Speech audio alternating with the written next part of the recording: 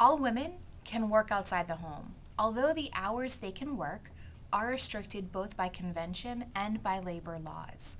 They are only permitted to work if their fathers and or their brothers allow them to. Additionally, they are prohibited from revoking employment from men.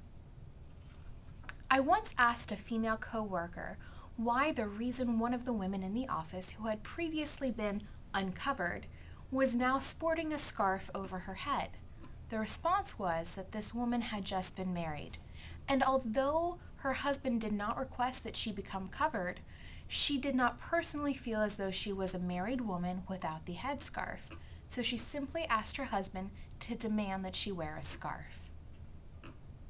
When the maintenance man from our housing compound came by, repairs were completed efficiently only if I proceeded my request with, "My husband wants the following to be completed." The first question I was often asked at business receptions was, "What company is your husband with?"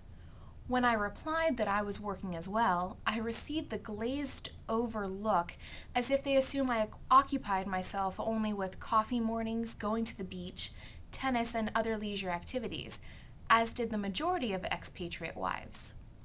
Social gatherings were always risky. At typical business or social receptions, the men served themselves first, after which the women selected their food. Then women and men positioned themselves on opposite sides of the room. The women discussed feminine topics, such as babies and recipes.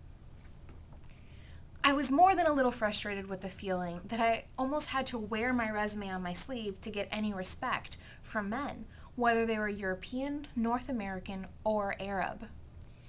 As I was the only female in senior management position in our office, I was often asked by other female employees to speak to their male superiors about problems and issues they experienced in their departments.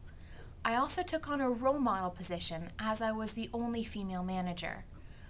On the other hand, male managers would ask me to discuss sensitive issues, such as hygiene, with the female staff members. I was actually hired as a financial analyst. This title was given to ensure that I was not taking positions away from Bahraini nationals. However, my true position was a special projects coordinator. The expertise required as a financial analyst enabled the company to obtain a work permit for me, as I had the required experience and academic credentials, although I performed few duties as an analyst.